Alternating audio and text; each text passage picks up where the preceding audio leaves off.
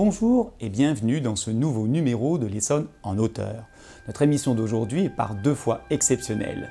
D'une part, comme le décor vous l'indique autour de moi, nous ne sommes pas en Essonne mais à Paris, aux éditions Héloïse d'Ormesson. D'autre part, si nous avons bien rendez-vous avec un monument, il s'agit moins d'un monument de pierre qu'un monument littéraire, puisque nous allons à la rencontre de Jean d'Ormesson.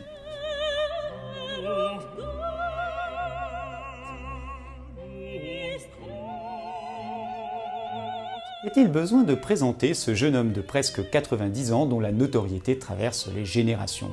Normalien, agrégé de philosophie, éditorialiste, acteur occasionnel, il est avant tout connu pour plus d'une dizaine de titres dont chaque tirage est un succès.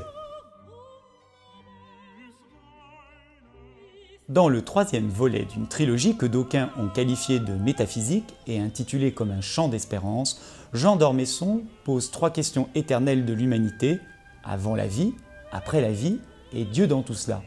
Mais tout d'abord, nous avons rendez-vous avec Héloïse d'Ormesson pour lui poser quelques questions. Bonjour Héloïse d'Ormesson. Bonjour. Avant d'aller retrouver Jean, et puisque c'est vous qui avez la gentillesse de nous accueillir aujourd'hui, nous voulions vous poser quelques questions sur votre activité d'éditrice. Dans quelles conditions vous avez créé la maison d'édition Héloïse d'Ormesson? Ça faisait, disons, une quinzaine d'années que je travaillais dans l'édition. J'ai travaillé 10 ans chez Flammarion, 6 ans chez De Noël.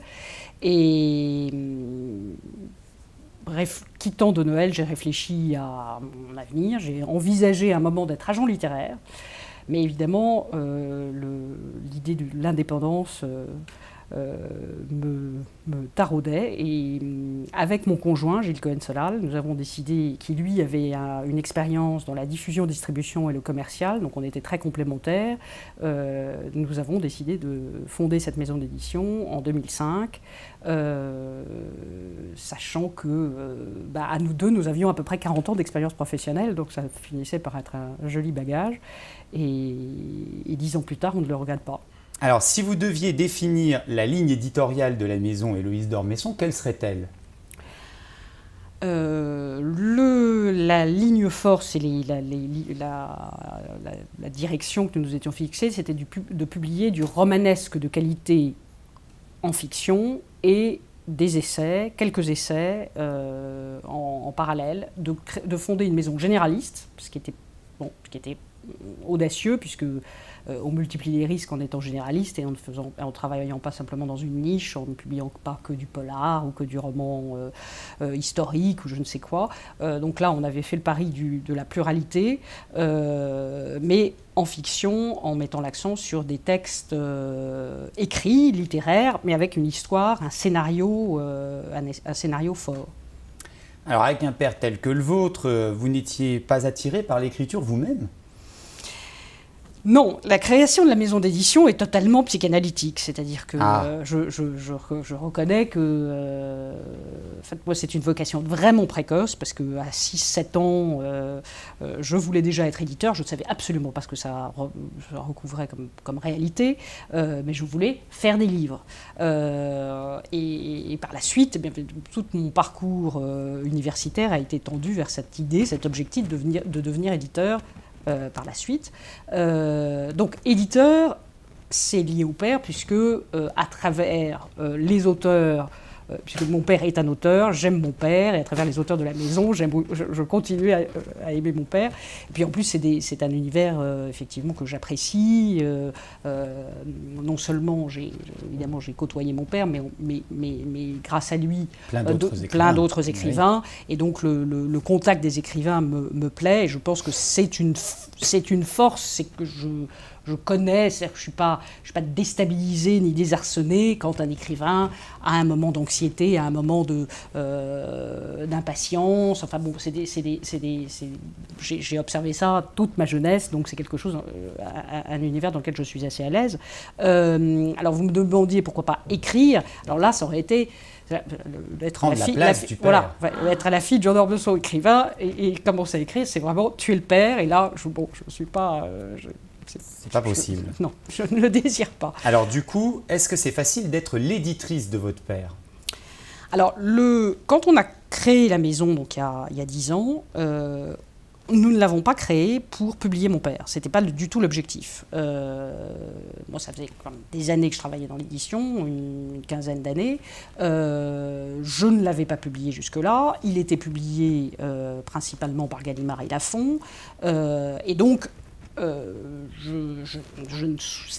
l'objectif n'était pas de le publier.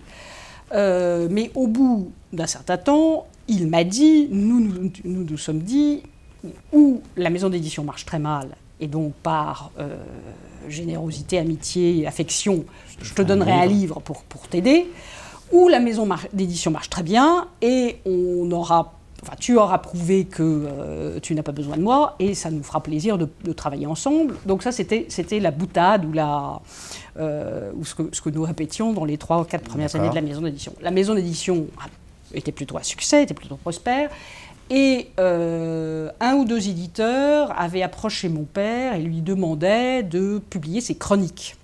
Et on en discutait, et je lui ai dit, écoute, ce serait dommage, parce que voilà le livre qui présente tous les avantages, parce que d'abord, ces chroniques, en tout cas, les chroniques consacrées aux auteurs, aux voyages. Quand j'étais adolescente, moi, je militais pour qu'il écrive ces textes et qu'il n'écrive pas des textes plus politiques, parce qu'à l'époque, il était beaucoup plus engagé politiquement et ses éditos étaient souvent politiques. Donc je lui disais, écoute, arrête, écris sur Rabelais, Chateaubriand, tu es absolument incontournable et c'est extraordinaire. Et je pense que tes lecteurs apprécieront.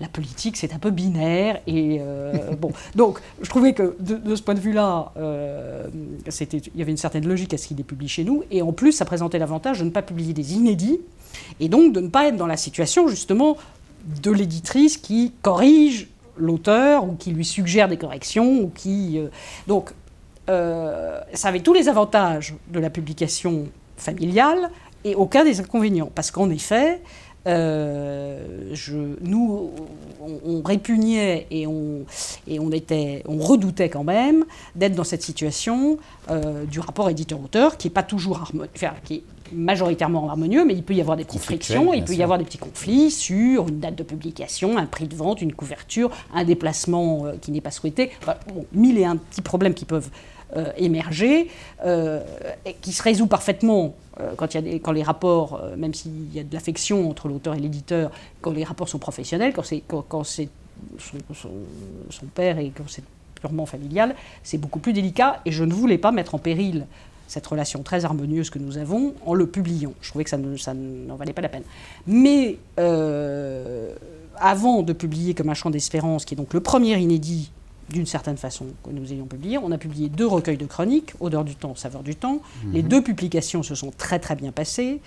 En plus, mon père s'est rendu compte que, bon, d'abord de travailler ensemble, c'était agréable, et moi-même, enfin, on a fait tous les deux le même bilan. En plus, il a vraiment apprécié la maison d'édition, Sarah Hirsch, l'éditrice, Audrey Sûr, l'attachée de presse, enfin toute l'équipe lui l'a adopté. Il les a adoptés, il s'est rendu compte qu'on avait effectivement, parce que c'est un peu notre devise, que c'est la petite qui a tout d'une grande, que finalement, en publiant aux éditions et les éditions, il était aussi bien défendu que quand il publiait chez des éditeurs qui avaient plus d'expérience et qui avait une surface. Le charme familial. Il y avait le charme. La petite maison, finalement, la petite maison avait ses charmes et avait sa force de frappe et n'avait rien à envier ou plus grande. Donc, il se sentait parfaitement en confiance et à ce moment-là, il nous a donné La Conversation, qui était le premier inédit. Oui. Entre Cambacérès et Napoléon. Voilà, la conversation entre Cambacérès et Napoléon. Texte qu'il avait écrit en envisageant de le monter au théâtre, en se retrouvant, ne sachant pas très bien quoi en faire, en me le donnant à lire. Je lui ai dit, écoute, ce livre, c'est vraiment un livre. Évidemment, ça peut être monté, mais ça se lit très bien. Donc là, ça a été la première expérience de l'inédit. Et quand il a eu fini Comme un chant d'espérance, chez Lafon, qui était son éditeur d'avant, il y a eu beaucoup de changements chez Lafon, donc il n'avait plus ni son éditrice, ni son attaché de presse. Enfin bon, un certain nombre de gens étaient partis. C'était beaucoup moins naturel de donner son livre chez Lafon. Donc il est venu chez vous. Il est venu chez nous. Il est revenu dans la famille. Bien écoutez, Héloïse d'Ormesson, merci encore une fois de nous accueillir aux éditions Héloïse d'Ormesson. Et il est maintenant temps pour nous d'aller retrouver Jean. Alors je rajouterais juste que c'est évidemment un délice. C'est-à-dire que tout ce qu'on avait redouté avant que je ne le publie et qu'il ne soit publié, enfin là il faudrait lui demander à lui, mais en tout cas pour moi c'est un enchantement et c'est vrai que ça a encore prolongé cette affection et cette relation très exceptionnelle que nous avons que de travailler ensemble. Eh bien son titre est aussi une perspective pour votre collaboration comme un chant d'espérance. Donc Jean d'Ormesson, bonjour et bienvenue dans l'Essonne en auteur. Tout d'abord, je vous remercie d'avoir accepté de répondre à nos questions parce que je crois que vous avez eu quand même traversé une période un peu pénible ces derniers temps. Est-ce que c'est cette période qui vous a plus particulièrement inspiré, cette trilogie métaphysique, puisqu'on parle d'une trilogie métaphysique, et plus précisément comme un chant d'espérance? Vous avez raison de parler d'une trilogie métaphysique. Mettons métaphysique entre guillemets, et ce volume est le dernier de cette trilogie. Je ne dis pas que c'est mon dernier livre, bien sûr, mais c'est certainement le livre qui ferme la trilogie, qui s'est ouverte avec c'est une chose étrange à la fin que le monde, qui s'est poursuivi avec Un jour je m'en irai sans en avoir tout dit, qui sont deux volumes qui s'intéresse, pour dire les choses en gros, qui s'intéresse à l'histoire de l'univers. Il m'a semblé que l'univers était un formidable roman. Un sujet romanesque. C'est un sujet romanesque magnifique. Et c'est un sujet romanesque depuis assez peu de temps. Parce que vous savez que Kant, par exemple, disait que l'univers n'est pas un concept dont on peut parler. Absolument. Parce qu'on ne le connaissait pas, on ne savait pas s'il était fini, s'il était infini. Qu'est-ce qu'a découvert la science au XIXe siècle, à la fin du XIXe siècle et au début du XXe siècle, il y a un peu plus de 100 ans? Elle a découvert beaucoup de choses. Elle a découvert le nucléaire, elle a découvert la pilule. Il faut être très très prudent. Vous savez, à la fin du XIXe siècle, il y a deux grands savants, l'un français qui était Berthelot, l'autre anglais qui était Lord Kelvin, et l'un et l'autre disent « nous savons maintenant à peu près tout. Nous savons tout, nous n'allons plus faire de grandes découvertes, nous connaissons l'univers ». Il y avait de l'espoir. 20 ans après, 10 ans après, il y a Einstein, la relativité relative, la relativité généralisée, le quantique, Hubble, enfin ça explose, n'est-ce pas? Il faut être très très très prudent. Et donc c'est cette histoire de l'univers que j'ai essayé d'écrire, et ce volume est le dernier. Je vous signale que ce volume a été écrit avant que j'ai été malade. D'accord, donc on ne peut pas dire qu'il est une réponse, non, qu'il est absolument. Alors on a employé un gros mot, on a employé un mot qui peut faire un peu peur aux gens, qui est le mot de métaphysique. Et si vous le voulez, pour poursuivre cet entretien, on va déjà essayer un peu de dire quel est le propos de votre livre. Pour expliquer quel est le propos de votre livre, je vais m'inspirer de ce que vous dites, page 17. Voilà ce que vous dites, page 17. Les hommes se sont souvent interrogés sur le néant. Celui d'après la mort, d'abord. Celui d'avant le monde, ensuite. Est-ce le même? Qui le sait? Et surtout dans un cas comme dans l'autre, est-ce vraiment un néant? N'y a-t-il vraiment rien dans ce que nous appelons le néant? Il n'est pas exclu qu'il y ait quelque chose. Il est certain que rien n'est sûr. Donc en fait, quand vous déclarez cette chose-là, vous vous livrez finalement à une sorte de réflexion sur le passé de la Terre, le passé de l'univers, sur l'avenir de l'univers, dont la quadrature du cercle serait peut-être le rien. Mais ce rien, c'est déjà quelque chose, et ce quelque chose est difficilement envisageable sans Dieu. Est-ce que j'ai bien résumé le propos de votre livre? Écoutez, vous avez mis le doigt sur la clé du livre. Ah ben écoutez, merci beaucoup. Je vous remercie et je vous félicite. C'est exactement la clé du livre. C'est pour cette raison que j'ai mis roman. Voilà, on va y venir. On m'a reproché, on m'a dit, vous avez mis roman pour attirer le client. Non, c'est pas pour attirer le client. C'est parce que je ne veux pas qu'on croie que c'est un livre religieux. Ce n'est pas un livre religieux. Je ne veux pas qu'on croie que c'est un essai philosophique. D'accord. c'était au-delà de la philosophie. Et je ne veux surtout pas qu'on croie que c'est un essai scientifique. D'accord. J'ai essayé de me renseigner un peu sur la science, mais ce livre est une espèce de rêverie sur les origines. J'ai fait ce roman de l'univers, et on peut bien l'appeler un roman, Bon. parce que ce que la science découvre, c'est qu'il y a un début et une fin. Vous savez que les Grecs, Aristote, les Romains, Tout le monde croyaient que le monde était éternel et infini. Eh bien, nous savons maintenant que ce n'est pas Aristote qui avait raison, c'est peut-être plutôt plus proche, je ne dis pas que ça se confond avec, mais c'est plus proche de la Genèse, où Dieu crée l'univers. Il y a un début de l'univers. Et d'ailleurs, il y aura une fin de l'univers. Et donc, j'ai consacré 2 livres à cette histoire du roman, à ce roman de l'univers. Et ce dernier livre, Comme un chant d'espérance, c'est, comme vous l'avez très bien dit, qu'est-ce qu'il y avait avant le Big Bang et qu'est-ce qu'il y aura après la mort. Alors dans ce cas-là, votre ouvrage a un aspect très paradoxal, parce que, bon, même si vous dites que vous n'avez pas fait un livre scientifique, que vous n'avez pas fait un livre philosophique, que c'est un roman, des questions scientifiques, des questions philosophiques sont quand même abordées, surtout celles de notre devenir transcendantal, et sont des questions à produire plusieurs bibliothèques, et votre ouvrage fait 121 pages.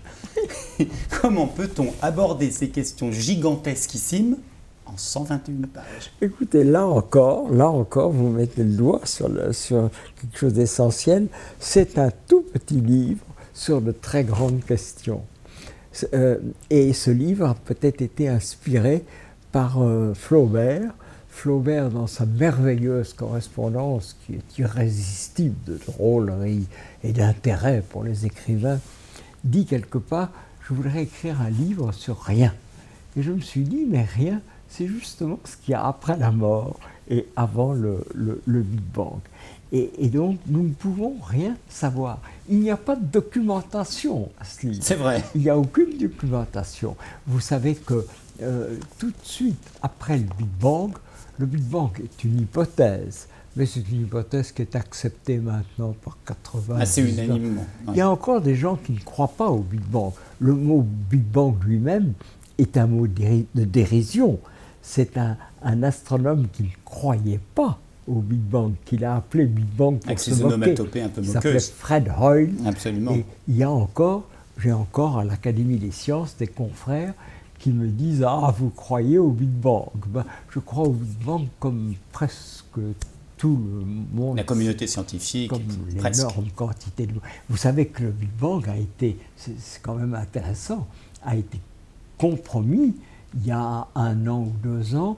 Il y a eu des particules qui se sont échappées du CERN et qui ont été captées dans le nord de l'Italie, je crois, par l'observatoire à Aoste, et on a dit il y a des particules qui vont plus vite que la lumière. Donc, si c'est le cas, tout s'écroule, il n'y a pas de Big Bang.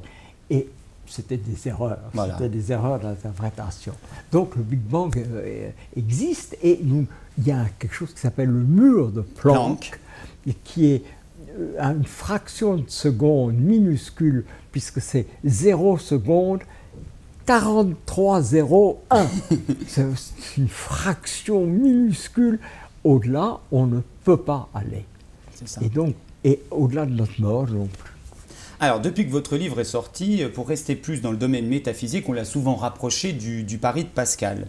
Mais là aussi, je vous trouve plus oscillant que Pascal dans ce pari, parce que dans votre livre, tantôt vous affirmez donc l'existence de Dieu, avec d'ailleurs des présentes vérités générales qui donnent une certaine certitude. Vous dites par exemple cette phrase qui est frappante, « Le temps est la marque de fabrique laissée par Dieu sur l'univers ». On a l'impression que Dieu existe, et puis par d'autres moments, vous êtes à la limite moqueur, et vous dites un peu le contraire. Vous dites par exemple, page 49, « Comme tout le reste, y compris Dieu, les nombres sont une invention et une conquête des hommes. » Où en êtes-vous de votre agnosticisme?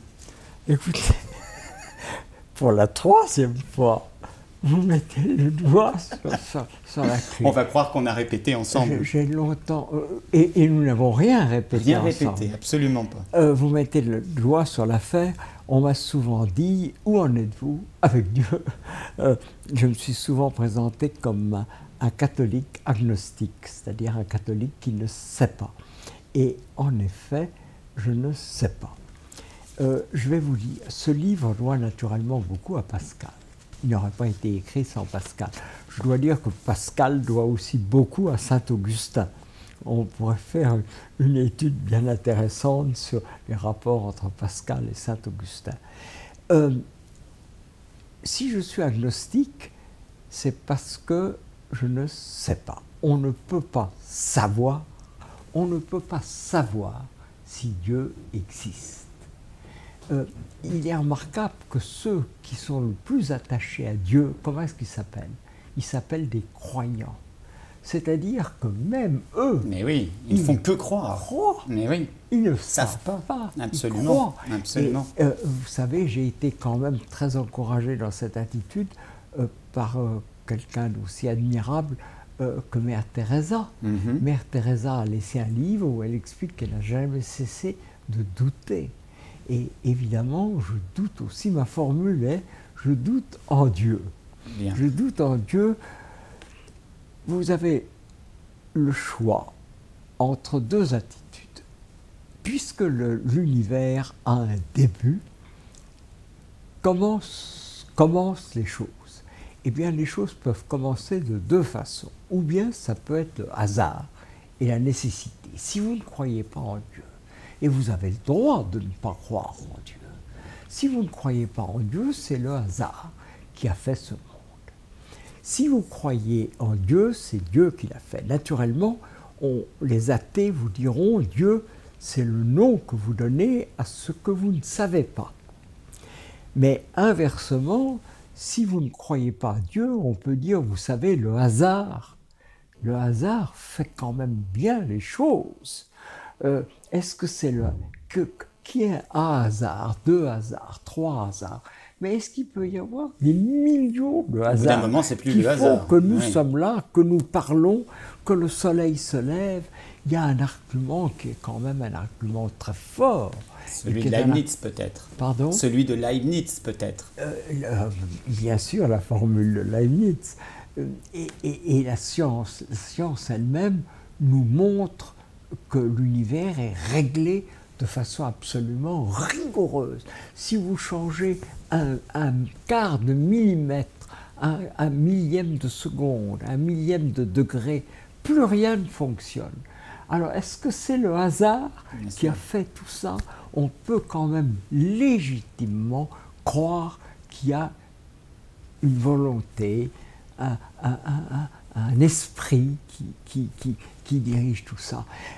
Vous avez le choix entre le mystère de Dieu ou l'absurde du hasard. Je choisis plutôt le mystère. Mais je comprends qu'il y ait des gens qui choisissent l'absurde. Alors vous posez très bien les termes de l'équation, page 75, quand vous dites « Sous l'œil et sous la main de Dieu, l'histoire incompréhensible sans Dieu, cruelle et paradoxale avec lui, prend un semblant de sens. » C'est une reformulation quelque part du pari pascalien. Est-ce que votre père a aussi une influence là-dedans? Parce que dans votre livre, dans une interview, vous avez dit récemment que votre père était lui-même agnostique et qu'il disait la phrase suivante: est-ce que c'est bien vrai tout cela? J'ai été élevé dans la religion catholique. D'accord. Et quand on dit qu'on a été élevé dans la religion catholique, c'est en général qu'on l'a quitté. Je ne l'ai pas quitté. Et si vous voulez que je vous dise tout, j'espère mourir dans la religion catholique, si elle veut encore de moi. Il y a évidemment des problèmes. J'ai des problèmes. Quand je récite le credo, je me dis, mais est-ce que je crois exactement tout ce que dit ce credo? Oui. C'est le problème que pose Carrère dans son livre Le Royaume. Est-ce que je crois, par exemple, à la résurrection de la chair? Est-ce que je crois vraiment à la résurrection? Alors, vous savez, j'ai reçu beaucoup de lettres merveilleuse d'ailleurs. Vous savez, quand on écrit un article, vous avez 50% d'approbation, 50% de désapprobation. Et en général, sur les 50% de désapprobation, j'ai de nouveau 50% de désapprobation d'extrême droite, 50% de désapprobation d'extrême gauche. Quand vous écrivez un livre, vous n'avez pratiquement que des accords. J'ai reçu des lettres datées, merveilleuses, merveilleuses. J'aime beaucoup, vous savez, j'ai beaucoup d'admiration pour les athées. Parce qu'ils font le bien sans espoir de récompense. Mais, vous savez, ces hommes, je disais ça à mes médecins, les athées sont souvent des biologistes, plus que des physiciens ou des mathématiciens. L'astronomie ne chasse pas Dieu. Tous les astronomes célèbres étaient catholiques ou chrétiens. Copernic est chanoine, Galilée est catholique puisqu'il passe devant l'Inquisition. Newton croyait tout à fait à Dieu. Le drame pour le christianisme, c'est Darwin. Si nous descendons des algues, à quel moment est-ce que nous avons une conscience? C'est ça qui est dramatique. Et les athées, j'admire beaucoup les athées qui font du bien aux autres sans aucune espérance. Mais alors du coup, vous ne croyez pas du tout que quand la science avance, Dieu recule? Alors je ne crois pas du tout. D'accord. Je ne crois pas du tout. Je crois que la science fera tous les progrès du monde et qu'à aucun moment elle ne détruira Dieu. Et je crois que vous ne pouvez pas donner des preuves de l'existence de Dieu et que vous ne pouvez pas donner des preuves de son inexistence. Il y a un livre célèbre, qui est un livre d'un type qui s'appelle Dawkins, qui a tiré à 2 millions d'exemplaires, je crois, pour en finir avec Dieu.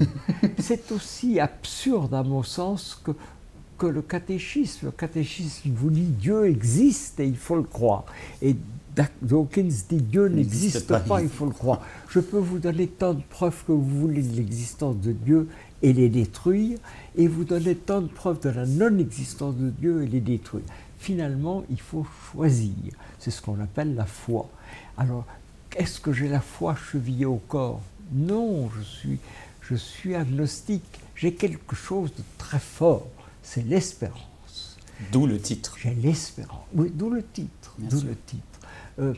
Il y a un grand philosophe espagnol qui dit « Peut-être croire en Dieu, c'est espérer qu'il existe. » Alors pour espérer qu'il existe, j'espère qu'il existe. Alors, on va en venir à l'aspect plus littéraire de votre livre, parce que j'ai trouvé que, bon, bien sûr, votre livre a été un événement et beaucoup d'émissions se sont intéressées à ce livre. Vous avez été déjà plusieurs fois interrogé, mais j'ai trouvé qu'on se concentrait beaucoup sur l'aspect métaphysique que nous venions d'évoquer et pas assez sur son aspect littéraire que vous soulignez quand même, puisque vous avez dit roman. La première question un peu littéraire qui fera le lien entre la métaphysique et l'aspect littéraire de votre livre que j'ai envie de vous poser, j'ai trouvé que c'était un livre qui était finalement extrêmement proche de la pensée baroque. Est-ce que vous avez eu ce sentiment?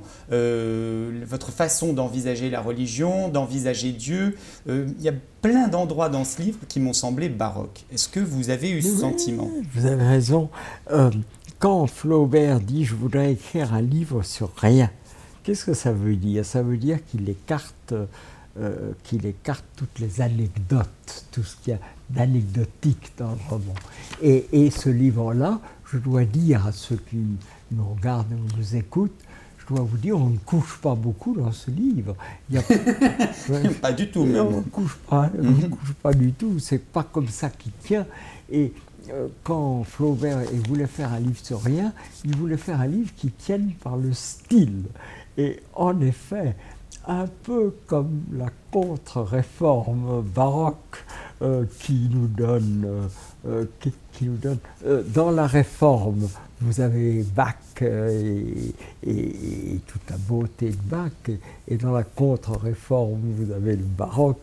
Tout ça, ça tient un peu par le culte de la beauté. On voit à la fin de votre livre, que vous revendiquez à la fin de votre livre. Qui soit très court et qui tienne par une espèce de force du style. Que ça aille un peu plus loin que le style, puisqu'il y a cette espérance quand même. Mais c'est en même temps... on m'a reproché de mettre roman, j'ai expliqué pourquoi j'avais mis roman, pour qu'on ne croit pas que c'est de la philosophie ou de la science. J'aurais presque pu mettre poème. Poème C'est presque, ça tient par le style. ou autobiographie, parce qu'alors si c'est un roman, il y a à la fois très peu de personnages et beaucoup, puisque finalement il y a toute l'humanité entière est convoquée dans votre livre, donc ça fait Voilà. un gros personnel romanesque tout de Voilà, même. il y a le un personnage. auteur qui surclasse tous les autres, puisque ce serait Dieu, mais il y a quand même un personnage qui n'arrête pas de dire je. J'ai envie de lire d'ailleurs ce que dit ce je, page 95, puis vous me direz s'il vous est complètement étranger. J'ai aimé Dieu qui n'est rien aux yeux des hommes qui ne sont rien. Je n'ai détesté ni les hommes ni les femmes. J'ai aimé la vie qui est beaucoup moins que rien, mais qui est tout pour nous. Je chanterai maintenant la beauté de ce monde qui est notre tout fragile, passager, fluctuant, et qui est notre seul trésor pour nous autres pauvres hommes, aveuglés par l'orgueil, condamnés à l'éphémère, emportés dans le temps, et dans ce présent éternel qui finira bien, un jour ou l'autre par s'écrouler, à jamais dans le néant de Dieu et dans sa gloire cachée. Qui est ce je? Ne me dites pas que je est un autre. Non, c'est évidemment moi, évidemment. Il y a, c'est vrai aussi, il y a un côté païen, n'est-ce pas? Il y a ce côté de l'amour du monde, l'amour de choses extrêmement simples. Vous savez, l'amour de l'eau. L'eau est une matière stupéfiante. Imaginez quelqu'un qui vienne d'un autre monde, qui ne comprenne rien à ce monde, à qui il faudrait expliquer ce qu'est ce monde. On peut lui expliquer ce qu'est la matière. La matière, c'est quelque chose de dur, quelque chose qui résiste. Et l'eau, ce n'est pas une matière extraordinaire. Je peux boire de l'eau, l'eau peut entrer dans moi, mais je peux entrer dans cette matière, je peux me baigner. L'eau est quelque chose d'inouï. La lumière est quelque chose d'inouï. Elle fait 300 000 km à la seconde. En une seconde, la lumière a fait 7 fois le tour de la Terre. Elle fait 300 000 km à la seconde. La Lune est à 400 000 km. Pas très difficile, une seconde pour que la lumière de la Lune nous vienne. Le Soleil est à 150 millions de kilomètres. J'ai fait le calcul, il faut 8 minutes. Vous ne pouvez pas me dire, il y a une question que vous ne pouvez pas me poser, c'est comment est le Soleil en ce moment? Je vous dirai, je ne peux vous dire comment il était il y a 8 minutes. Peut-être que depuis 8 minutes, il est disparu. Nous ne le saurons que dans 8 minutes.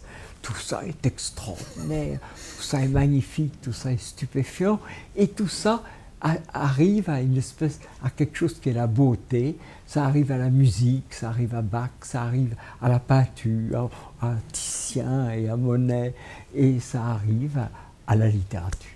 Alors, toujours dans une perspective littéraire, une question que je me suis posée, c'est ce roman qui a une intrigue sans en avoir une, ce roman qui a un personnage sans réellement en avoir un. Est-ce que aussi d'un point de vue purement littéraire et d'un point de vue purement romanesque, vous ne vous êtes pas amusé avec ironie à aller jusqu'au bout, vous savez, de ces tentatives structuralistes qui d'ailleurs même se prétendaient être des avatars de Flaubert en voulant détruire la trame narrative et en voulant détruire le personnage. J'ai trouvé qu'alors, après avoir trouvé un aspect baroque à votre roman, il avait un aspect 50-70, vous savez, cette période romanesque, bon, dont on pourrait dire bien des choses, vous comprenez ce que je veux dire, où il fallait détruire l'intrigue et détruire le personnage. Est-ce que vous avez pensé à ça en le faisant? Mais si j'y ai pensé, mais je n'ai pensé qu'à ça. Vous avez absolument raison. Une fois de plus, c'est bien. Une fois de plus, vous avez raison. Quel est notre problème? Notre problème, c'est la sortie du roman. Vous savez qu'on dit, chaque année, on dit c'est la fin du roman. Le roman, il commence, il y a un roman grec. Il y a un roman grec avec Jean Glie, il y a un roman latin, Apulée, Landor. Mais le début du roman, c'est Rabelais et Don Quichotte. Et puis vous avez le formidable 19e avec le roman russe, Stendhal, Balzac, Dickens. Tous les réalistes. Enfin, tout le roman. Et puis vous avez le début de notre siècle avec comment sortir du roman. Les surréalistes, c'est la lutte contre le roman. Paul Valéry, c'est le refus du roman. Et qu'est-ce que c'est que le nouveau roman? C'est une tentative emmerdante. Ah, on est bien d'accord. Emmerdante à mourir, qui est un échec total. Mais oui. Et il y avait un type très intelligent que j'aimais beaucoup, qui était Rob Grillet. Bien Mais évidemment, c'est un échec. Et j'ai essayé de sortir du roman.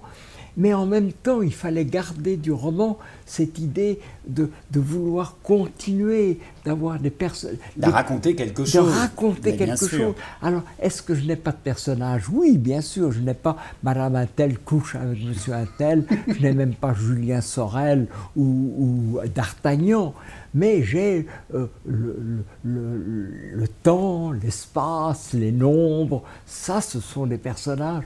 Et j'ai essayé de maintenir du roman l'espèce d'envie de qu'est-ce qui va se passer après. Et évidemment, c'est ça ce qu'il faut essayer de tenir le lecteur. Et il me semble que peut-être j'ai réussi à ça. J'ai en effet détruit le roman pour garder du roman cette espèce d'attente, d'impatience, de se dire « je voudrais savoir ce qui va se passer après ». Bien, donc ce n'est pas le roman d'un académicien chevronné, mais le roman d'un jeune homme. Merci beaucoup, Jean d'Ormesson.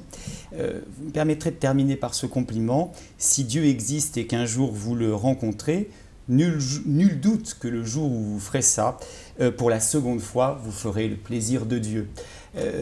Nous prenons congé de nos téléspectateurs en leur disant au mois prochain pour un nouveau numéro de l'Essonne en auteur.